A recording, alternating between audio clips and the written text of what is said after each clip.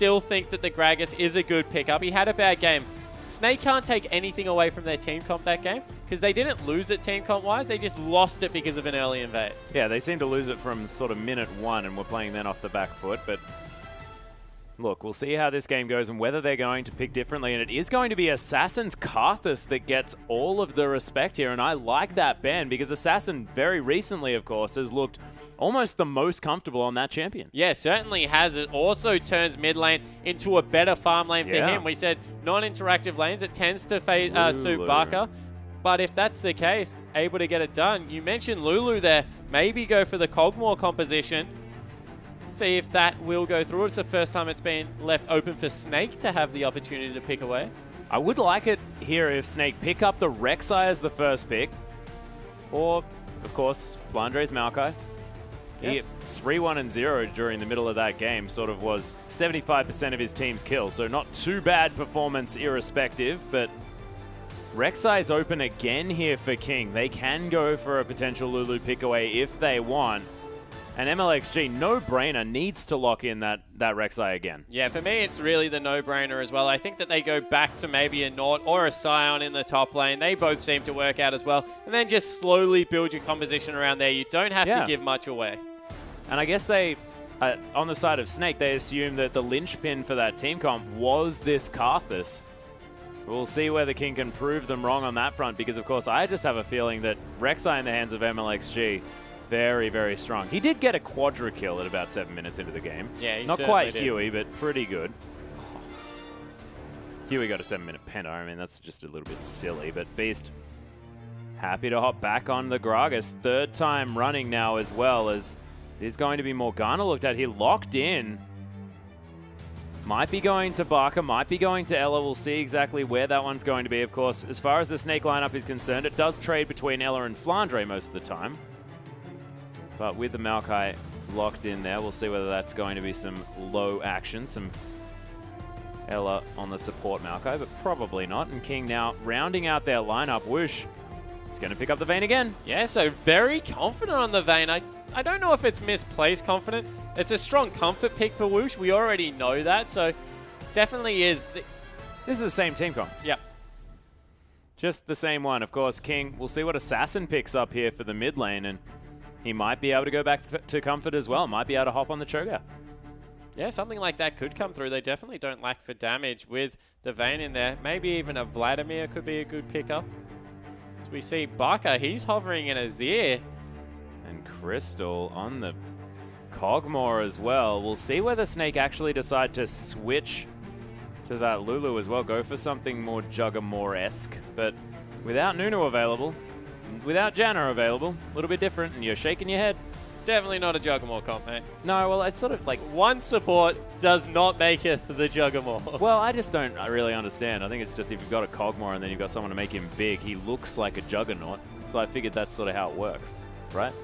So the idea that separates a Juggermore comp from the other compositions is that Juggermore is able to stay at the front of the composition, and he's the one that actually needs to eat the CC. Because in a normal Protect the Cogmore composition, it's still a front line with Cogmore on the back, and that's definitely what this is. Beast, Flandre, they want to be up the front.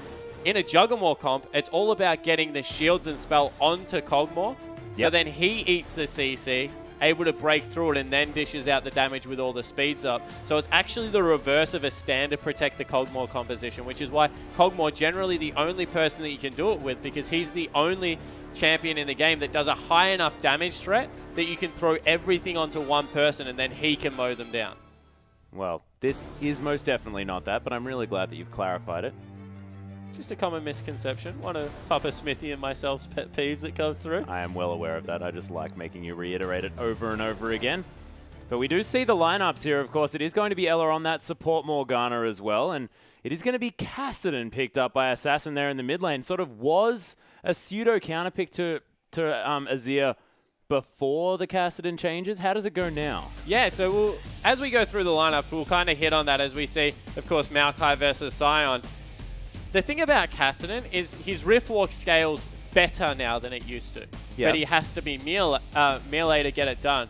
The thing that doesn't really suit Kassadin currently is the fact that Azir harasses so heavily in lane, and with the lane swap meta coming through, you don't tend to get the ganks mid lane that you need. Azir is very squishy, so if they go into standard lanes, I'll give it across to Cassidy because he should be able to farm because the threat of the Rek'Sai is very high against the Azir. Yeah.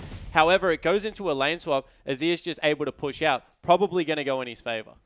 Well, we'll see what works out as we move forward here because, of course, Barker, a very competent Azir player. Crystal, a lot of his success has been on the likes of this Kog'Maw, not in a Juggernaut comp, as we learnt today, of course, is more of this backline Kog'Maw. But ladies and gentlemen, let's hop onto the Rift and see how this one goes.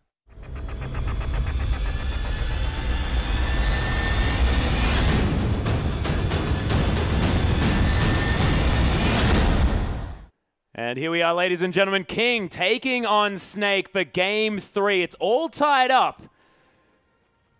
And Barker is going to find most members of King trying to head into this jungle here as well. We'll see whether they spot out potential standard lanes. Is Barker able to get a Sand Soldier up as well? Couple of them. Oh, that's a scary brush to walk into. Oh man, not quite enough cooldown reduction / attack speed. That was close. It was close. I really liked how you said slash there. Well, he says it how he wrote it. I like it. What do you mean? That was a compliment. Oh, okay, cool. Cooldown reduction or attack speed probably would have been correct. I guess I probably could have said or. I mean, it's still the same amount of syllables. If we're talking about efficiency, I think we're still fine. Flandre gets the deep ward down, though, with his trinket and able to spot out a lane swap. Who was talking about efficiency? I was talking about correct English. It's not about correct English. Isn't? Oh, wait, hang on. Maybe that's the whole thing. But let's get back to the game, ladies and gentlemen. We do have some deep wards coming through to spot out a potential lane swap. And we do also have Snake waiting very patiently, very far up in this lane, so they can potentially start a freeze or catch someone out with a Duck Binding early on. It certainly looks to be what they're going for there. Also, prep 2 saplings. We see this a lot. Beast going to be able to get, Barker going to be able to get a couple of auto attacks, take out the little ones. It's an early experience advantage. Means you hit level 2 a creep before your opposition, which is always handy in the mid lane because that's when a lot of the kill potential comes through. The Scion dies on the map again. Speaking of creeps, Beast is going to be able to take down his red buff here as well. You've got, of course, Crystal 1-to-1. This lane definitely going well, but not too much going on. Sky going to teleport back to his turret just to try and eliminate a little bit of that cooldown on the summoner spell instead of teleporting to the minion wave. And so far, everything breaking out very, very standard. Crystal takes an empowered auto attack there from Whoosh after the tumble, but able to trade back with a bit of damage. And how does this lane go? Sort of Morgana, Kog'Maw into the Vayne. Kog'Maw obviously going to outrange. Yeah, Kog'Maw outranges once gets the Sheen available, can really trade well with 1 or 2 auto attacks. Whoosh, he's looking for the extended auto attack trades. The one thing you will say about this lane is there is no way you break the Black Shield. So it's all about making Morgana use the Black Shield on Kog'Maw, then changing priority targets, being able to get on top of the Morgana and take her out of the fight. Yeah, we'll see how it does go. Of course, that does give Crystal free reign to auto attack, and has been a lot of Snake's playstyle to sacrifice one for the good of the colony. If only they were ants. I was going to say, we should change their name. No, not this time around. Assassin and Barker farming off against one another. Assassin still very comfortable in this lane, does have the flask just to keep himself up, and that's a big minion wave. So despite the fact that he's down 7 CS now, he's going to be able to pull himself back in here. But this has always been the worry about Cassidy's lane. If you get that far behind, that many creeps underneath your turret, you get wow. There's another dredge line to come through here in this bottom side. The knock-up only landing onto Ella, but my goodness, the auto attack's coming down. Whoosh gets exhausted. Crystal trying to trade back just a little bit. Oh, the Prey Seeker doesn't quite land it, as Ella able to eat some biscuits to get back into health. But that's one of the first times we've seen an early Rek'Sai MLXG gank not be successful. Yeah, it certainly is. And meanwhile, Beast, he's made his way into the top. Yeah, Sky in a bit of trouble here. Does flash immediately, of course. There's the knockback. Beautifully timed. It's Decimating Smash going to deter Beast and Flandre from doing anything more, but that is the summoner spell down. Yeah, it certainly is, and we'll see if on the... Wow! Oh, Crystal still, of course, has the flash available, but This is definitely not working out as the Condemn actually lands into the wall for the double damage as well here from Whoosh. And his Vayne very, very strong. Yeah, it certainly is. He's standing up well in the lane, and now they're shoving in. They're looking for a dive. Teleport's available from Flandre. Let's see if that one goes down well. Yeah, MLXG coming through here as well. Preyseeker going to land as he comes through the Umbo. Not going to quite get the knock up, but he picks up first blood. As MLXG trying to get another knock up onto Ella as well. There's the Acathian surprise. MLXG might be in a little bit of trouble, but has He's a lot in of a lot friends. of trouble as he is down here. Yeah, the Sand Soldier's coming through. Doesn't quite have the E just available. But that Dark Binding was beautiful. And Barker picks up MLXG. Not too bad at all. Sky, in the meantime, manages to get the 1v1 onto Flandre. Yeah, we'll have to see exactly what happened in that top lane. Looked like he took some turret shots coming through, and Sky able to turn that one around. But a good roam coming through from Azir. He sacrifices his lane a little bit. Actually, Assassin getting ahead in CS now, but the kill definitely worth it. Yeah, and able to pick up. Oh, doesn't manage to get any buffs from that one. A little bit unfortunate, but Assassin now going to have to deal with all of these Sand Soldiers assassinating him, potentially. Not assassinating anyone. Oh, well, they're trying. They're doing the best that they can. Yeah, slow, consistent damage. Hey. And they're real obvious too. I mean, come on. Shen's a ninja. So, I mean, anything can happen. It certainly can, Atlas. It certainly can. I'm not having the best day, let's be honest. MLXG going to be hanging out here in this mid lane, looking to try and get Assassin further ahead. Does, of course, have the Riftwalk available now. They've got a couple of members here as well from Snake's lineup. They might look to turn this one. We're going to pick something up. Barker playing very far forward. He's behind in levels, of course, from leaving that lane. And the rest of Snake are going to head back towards this bottom side. The 1v1 between the Cogmore and the Vayne still going on.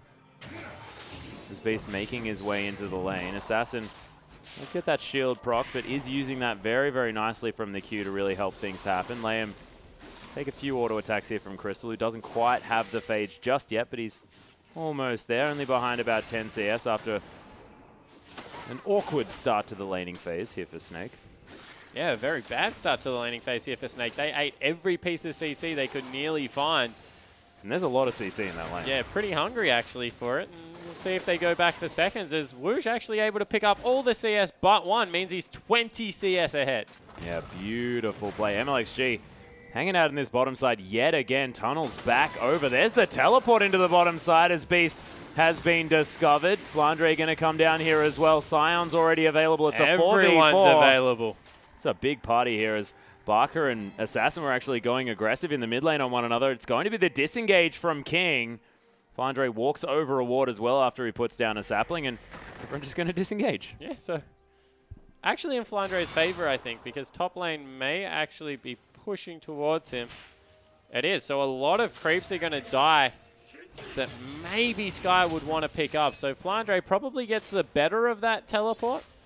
And he's also just going to walk in and also assist shoving out Bucker's lane as he's being pressured quite heavily by Assassin. So Flandre, he really got a good end of that trade for a non-interactive teleport. Yeah, picks up 3 caster creeps for it as well. Barker not going to be happy, but the tree definitely going to be, as Whoosh takes an empowered auto attack there from that Bioarcane Barrage from Crystal, but going to be able to shake that one off. Now has the Vampiric Scepter in his back pocket and a massive CS advantage. There is a huge creep wave here, but even after all of those are eaten up, 30 creeps. No, there is not.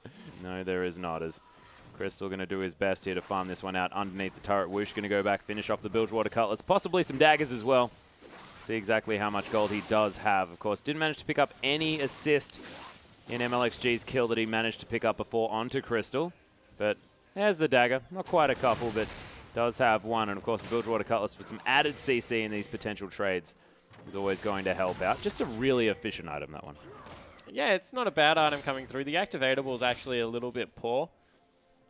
If you want to get really thrifty, you know, definitely invest in other things, but certainly okay if you have the gold for the combined and nothing else. I believe it was when Name played Vayne, he picked up the Vampiric Scepter Longsword double daggers before finishing that one. That is exactly the thrift build that I'm talking about. That is the thrift build. Wonderful. So if you want to go bang for buck, that is actually much better for you. You just actually get some really crappy damage and a slow from the Cutlass. I just like it though. It makes you feel like you're doing more and makes a fancy sound. It's more slot effective. Slot effective? Yeah, that's true. That's true. I've normally got too many Doran's blades at that stage. Wushin going to dodge out of the way. Oh, almost. The living artillery. Headbutted a wall, unfortunately. Yeah, never a good way to play. They're a little bit thicker than you think sometimes, those walls. So Crystal, despite being behind in CS, is able to get some pressure down, of course, now that he's hit level 6 with the Bio-Arcane Barrage. But Vayne having a fine time in this lane. MLXG looking to put some pressure on here towards the top side. Actually just going to exit the lane. There's another sapling going to be put down. Flandre thinks he's gone. He can go over the wall. He doesn't, but he could. Beast coming through, looking for Assassin here, who's taken a lot of damage. Pink Ward does spot out the ward, and there's some more Arise damage to come through here as well, as Barker going to command his soldiers just to smack Assassin around. So both the mid and the bottom, even though having good advantages for King, not able to continue to bully their lane. They've both been shoved in. Some shops came through in the bottom. Kog'Maw actually still hasn't picked up anything. He actually went back and grabbed the Krugs. He didn't go back and shot. No. No, he's been sitting on that sword and a rock for quite some time. He has a lot of gold, 1,700. That's enough to finish the Phage and pick up a Sheen as well. You'd think that's what he has to go back and grab now. Actually equalizes the lane because the Blade of the Ruined King hasn't been picked up yet. Although 14 CS behind, that's fantastic news for Crystal. Yeah, and Crystal might actually have just sort of won this one out just a little bit based on back timing. Yeah, the war of attrition coming through from Crystal. Definitely agree with you there. Liam has to get aggressive. You feel that they need to turn the lane around now, but there's too many creeps. I don't think he has a way in. He's looking for it. Dark Binding is going to land here. Does have level 6. Crystal taking so much damage from this final hour. Vayne, who gets exhausted underneath this turret. MLXG looking for something which doesn't lock down the kill, but Ella... Oh my goodness, the Soul Shackle's going to lock him down. There's the Dark Binding as the Living Artillery comes through. They're trying to tank up this turret so that Wushin doesn't die, and I have no idea how Ella is still alive. Yeah, so the 2v3 coming through. They get absolutely everything out of the King bottom lane, and now Snake trying to hit back in the top. Yeah, Beast is going to be here. Does now have the explosive cask. Sky just going to use that Decimating Smash, clear out the wave. Yeah, there's no way you dive Asylum with Ultimate, with Flash. And King, they're trying to pick up the first dragon. They definitely will grab it, but I like what you pointed out because they didn't die there. 20 CS, so that's a big deal. However, still not enough gold to finish the Blade of the Ruined King. There is 2 components of the Trinity Force. This is the strongest Kog'Maw gets in lane. Yeah, this is beautiful, and MLXG going to lock down the first dragon here for King. That's definitely good, but Woosh not going to get the same kind of injection of money that you would otherwise have previously when a dragon went down. Yeah, so they've decided 2 members... they got it. Oh, there's actually the Twisted Advance to stop the ultimate as Barker comes through. There's the Exhaust to come down as well as the Sand Soldier's trying to do some work, but Sky gets convinced that he definitely wants to go home by that ultimate from Beast. So Barker actually used his E over the wall. It wasn't back off cooldown, so there wasn't enough CC to be able to come through. What they did, though, they forced him off a huge way, and now Flandre has got the CS advantage in that top lane. Yeah, and this is very different to what was happening in the last game. Things still in favor of King just a little bit, especially based off MLXG's early control of this map. It's based off Assassin. Assassin has been able to grab a 12 CS advantage on a melee laner against Azir, who's probably one of the best range bullies in the game. Assassin really has played this early game well, skipped the part of the game where he should be weaker. Now that he has that roller stacking up, as the Catalyst is just going to keep him so healthy in lane, probably just going to turn into a farm fest, and we all know that Kassadin loves those. Oh yeah, Dredgeline coming through though here on the bottom side. Crystal going to get that Black Shield popped there as MLXG solo shackled. He's going to get stunned up just a little bit. Crystal now trying to get out of the way here, but so many members of King coming down on him. You can see Cathy and Surprise going to do some work in this fight as it explodes. Whoosh getting taken down very low, but Flandre, oh my goodness, where did he go? Is going to eventually die wherever he was. The double kill coming through from Assassin. Emperor's Divide going to crush him against the wall as Barker trying to finish off the kill. The turret's going to finish it as the Azir starting to do some work. Nice knock up to come through from Beast, but Sky super tanky in this one. And they're trying to make up for this horrible trade of Snake. But it's not really going to come through. That was a 3-for-1. Yeah, 1 for 3 coming through. Assassin picking up 2 of them and an assist. Whoosh grabbing 1.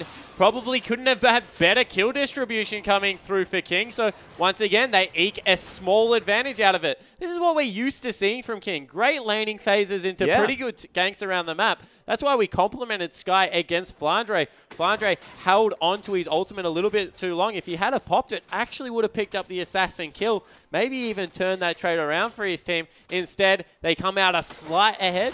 But what happens when you win those little team fights, Atlas, is all of a sudden you win by 100 health. Next time you're winning by 180 health. And it just snowballs from there. Yeah, precisely. Plus, it also means that you've just been through this team fight and you know that if you commit to a fight like this, you can win it. So you can play more decisively next time around. At least that's how I hope this one's going to go for King. Because, of course, they have been lacking in sort of the making a move department. Didn't know that was a department. Yeah, no, it is. It is. It's sort of like, you know, that the shy guy in high school who just can't quite get up the courage to ask the girl who obviously likes him to go on a date. It's that sort of thing. Story of my life, Atlas. Killing Story people. of my life. Yeah, sure it is, mate. No, I feel for you. I feel for you. Wow, the sarcasm. That wasn't sarcasm. We just break back into standard lanes. Maybe another gank coming through into this bottom lane, trying to shut down the Vayne. Need to babysit Kog'Maw for another, actually, just 100 gold, because then he has his Trinity Force and the lane will be fine. But as that Blade of the Ruined King has been picked up, not really, wow, Assassin trading so effectively. Not really much they can do in this bottom lane. Yeah, Barker able to clear out some of these wards, but... as I say that, they take down the turret, so... Yeah, it's gone. Hey, but that's more turrets than they got in the last game. Certainly is. One more. One more. So they've still got some work to do. We shall see. Snake. With not really too much of a deficit here. Sort of you think about the last team fight, you think about the last game, and you assume that King probably pretty far ahead. It's nowhere near a gold lead that requires riding home, but I'm frightened considering Assassin is on this Kassadin and has had such a great game thus far. This is partly based based from Snake, rotating into the mid lane. There is no wave clear coming through from the King lineup. Of course, taking that Kassadin is always one of your weaknesses, and they have pretty good siege with the Kog'Maw. See how that works out as Flandre and Sky, I don't even know what they're going to do to each other. Probably a whole load of nothing. I think it's sort of like a massage for one another as Sky is able to take down at least a creep there. That was definitely MLXG exciting. has a flank potentially. Good blind stops any initiation coming through from Lamb. They're going to have to back away from that one. Huge wave accruing in the bottom lane. Probably send Kog'Maw back to shop, pick up the Trinity Force, leave Bucker to clear out his lane and get someone down there to pick up all that tasty CS. Yeah, and with Kog'Maw going back right now, picking up that Trinity Force, Dragon going to be up in another 50 seconds here as well. Snake might be in a good position to be able to pick something up. Swoosh able to clear out this wave as well. Barker shoving through. Of course, you did just mention that in passing before, the fact that King not too much wave clear, so Snake able to shove these waves a little bit more quickly. Yeah, they certainly can, and with the Trinity Force user, you can get it started before the real power has come through. Assassin still needs some CDR. Sion not that tanky at the moment, so there is an opportunity here for Beast and Crystal, sorry, to team up, use the Gragas ultimate to force people off turrets, take them down one by one. However, it doesn't look like they really want to move on it. That might be what they need to keep this gold gap pretty manageable. You can see now King with some fantastic aggressive vision in the Snake jungle. I mean, Snake not quite having any defensive vision of their own. It sort of looks like the opposite sides of the map here. As King able to see exactly what's going on around all of these camps. You've got Rek'Sai with some very aggressive tunnel placement as well. Certainly does, but it really doesn't matter because Beast, he's just been supporting the bot lane at the moment. So you can keep vision over whatever you want topside. Flandre, he's undivable because there's not enough kill pressure coming through from a Cinderhulk user and a Sion. They can stay under the turret for a very long time, but unless you bring a third member, not much really going to happen up there, as you can see. Once again, we take a in-depth look at the wet noodle fight. Yeah, it's beautiful. Army Cinder going to help Sky. So kind of wasted vision, and we talk about this a lot. It's one thing to have wards, but if you just mindlessly place them around without a clear understanding of what you're hoping to achieve. In this case, there's no reason to ward the top side of the jungle unless you're trying to wait for Beast to go up there, then start a Dragon buff. Then you're probably going to lose out more than what you gain. Yeah, Crystal actually black shielded, able to get around that cove. Could have been dangerous there with Whoosh hanging around with the Condemn, but with a black shield, unable to be knocked up and shoved into the wall. So Snake, they're going to give up a dragon. I like this call because second dragon, not really a big deal.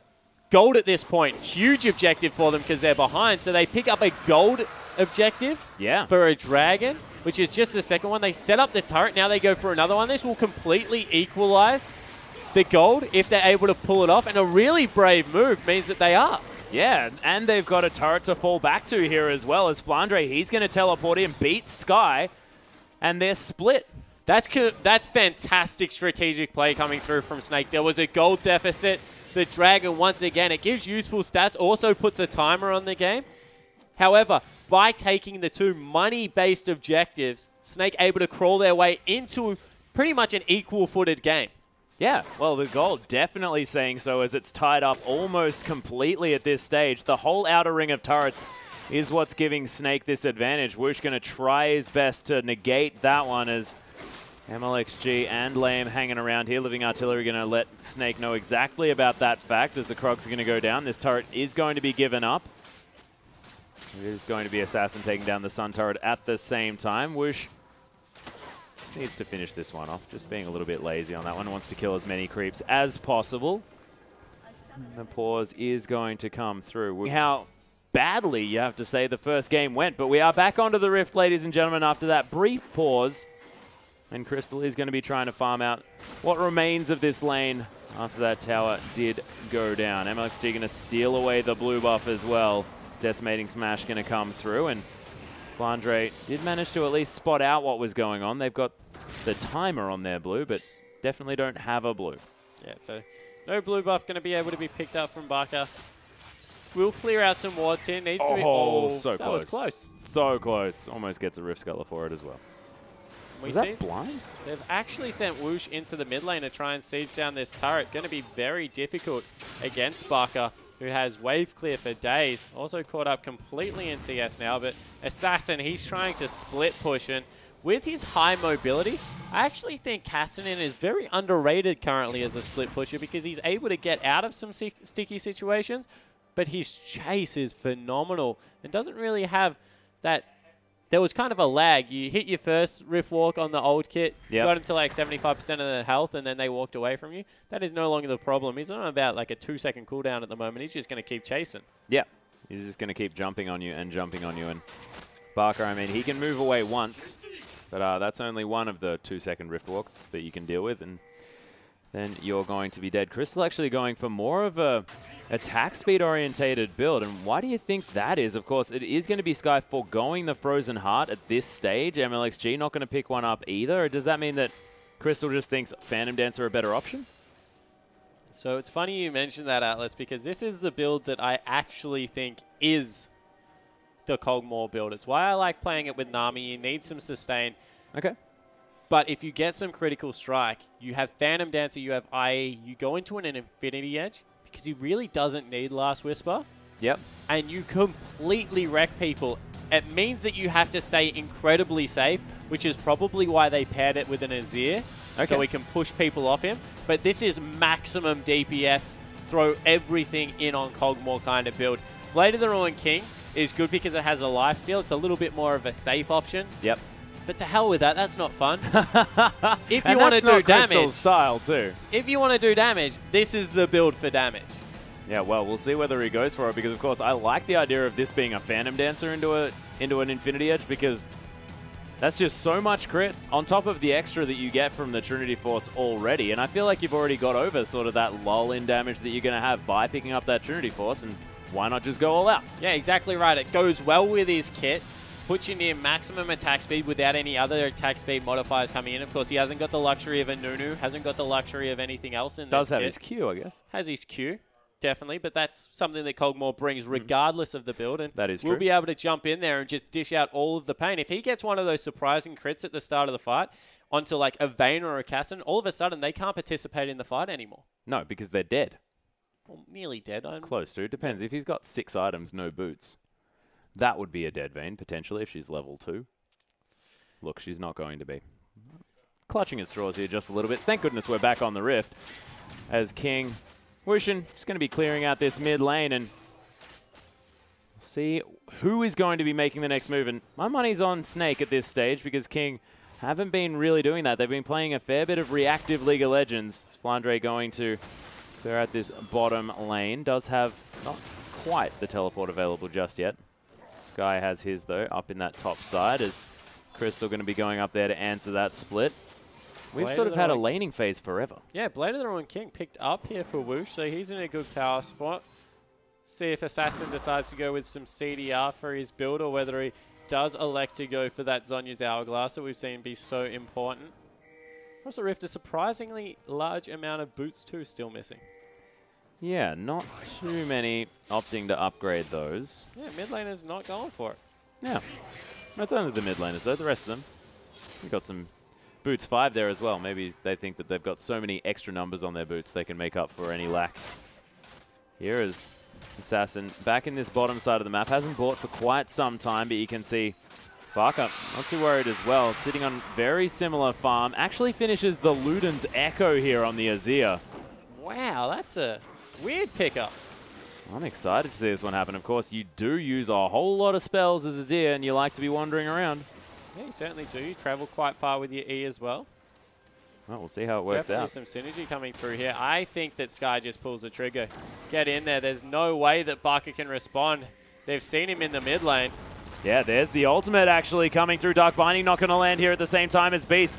He is going to get the Black Shield. They haven't locked it down. The flash in response here from Ella, but Snake, they've managed to disengage. Yeah, but they get a lot for it. They grabbed 2 flashes coming through there. All they really had to use was the ultimate coming through from Sky, and they're already able to get Assassin into the mid lane, so that's good. That means that next time this kind of situation happens, they're able to get a better team fight for it, because Dragon, that's up in 50 seconds. 2 key flashes not available. Yeah, well, it's true. Although, Liam doesn't have his as well.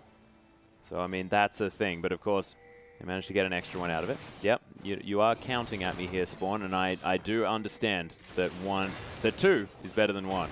That was almost embarrassing, but not actually managing to get that one out. But Dragon up, as you mentioned, about 25 seconds, and Barker might find himself in a bit of an uncomfortable position. Does use his E in order to get to one of his Sand Soldiers, but MLXG not giving up on this one. Actually flashes over the wall, does get exhausted. Empress Divide. They get everything before the Dragon fight Atlas. They even get the Azir ultimate out. This is going to be a 3rd Dragon for King, which puts them around that 40-minute mark, and we'll see whether they want to start a fight beforehand. I think that they can just back away with all the ultimates down, with the flashes down as well from Morgana. Pick up the easy objective. Don't get over greedy. For once, I'm actually erring them on the side of caution. I'm not. I'm hoping they go for something here. They are going to be able to pick up the Dragon. Barker halfway back to this one. Ella is going to be able to potentially get a ward over the side. No. No vision going to be available here as Living Artillery tries to go for the steal, but MLXG does have a smite. The fight. Ooh, Dredgeline onto Beast. He's actually coming back in on this one now as well. Crystal positioned quite nicely as Dredgeline comes through, but Barker picks up the kill. Flandre is back in the backside as well as Sky trying to run away now. Assassin does have the Rift Walk, can get over the wall there, but Flandre gets on top of him. Nice on his Hourglass from Assassin, just allows him to Rift Walk a little bit further as MLXG coming back into this one. Whoosh. Coming back into the fight, Snake going to just turn their attention to this turret in the bottom side. Crystal, a lot of extra DPS as Flandre gets ignited now. Beast in here as well. Oh my goodness. Lacking in the mana, and now Wushin able to come through. That's a double kill so far. The Vayne really exploding in this one. Soul Shackles doesn't quite go off as Flandre looking to try and pick something up. The triple kill for Whoosh as MLXG zoning away the Cogmore. Quadra kill for Whoosh. He's looking for the Penta Crystal. Hanging out here, doesn't want to go for it. But a beautiful display of some Vayne mechanics there. Yeah, it certainly was, but just a reckless dive coming through from Snake. They were in a good position off the back of that. They picked up a kill. They could have just sieged up nicely. Remember, we said there is no wave clear coming through from King. They could have just sat there, kept attacking the turret. There was nothing King could really do about it. It was a 4v5. Instead, they go incredibly deep, tank the turret up for days. In the end, Whoosh able to rejoin it, tears them apart. They effectively pick up the ace now that Kog'Maw's fallen down as well. Liam just soloed the Kog'Maw, who was, I believe, trying to kill Krugs? He was trying to do something. Liam found him. Because I was pretty sure that MLXG took down the red buff. So, perplexing. Might actually be the Baron. They're pinging it out. Yeah, 3,000 gold only the difference here as Ella's going to get aggressed on Assassin coming over the wall with a Rift Walk. Ella very, very low as the Sand Soldiers are in here now. Barker doing a lot of persistent damage, but Assassin picks up the support kill. MLXG very low, but super tanky as Sky's making his way around as well. Barker, oh my goodness, wrong place, wrong time. Whoosh picks up another kill now. This Vayne final hour popped, lots of damage, flashes forward, picks up a double. Whoosh is getting out of control. He's not getting out of control. Whoosh He is out of control. 7-0-1 has got a last whisper for his efforts as well. Sitting on another 800 gold. He can go pick himself up another pickaxe if he wants to go towards an Infinity Edge. Probably would be... Wow, he's got another dagger. Wants even more attack speed coming through there. Might be a Phantom Dancer or a Zeal. Yeah, I could understand a Zeal would come through. Or a Zephyr. Nailed it. See, we managed to remember the Zephyr this time. We're not that bad. The reason behind Zephyr is there was actually a very popular build that came through that was Blade of the Ruined King. Zephyr into your lifesteal item like a Bloodthirster. Don't really prioritize crit. More prioritize that consistent damage, kind of like the Callista idea. Okay. And it allows you to deal with champions like the Morgana, like the Maokai, because of course every single second that you're not in that CC, you're doing more consistent damage, and a lot of her kit does revolve around that high mobility, high risk, high reward attack speed kind of build. Well, we'll see whether that is going to be opted in for. Of not. course, it's not how it started out. Could have been. Yeah. We came so far with the story. Yeah, I know. I, for one, very disappointed in it. I just really hope that it happens next game and you're sort of proven to be some sort of prophet.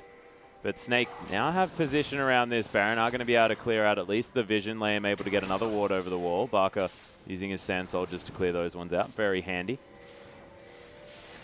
Flandre heading back to base. Doesn't have his teleport, not looking for some sort of home guard situation. Has a full inventory. Righteous Glory is available as well. Has completed the Frozen Heart, which is also there on the side of Sky. And Crystal with an interesting build. Has a BF sword, but also that Zeal and a dagger. Looking for a Phantom Dancer at some stage.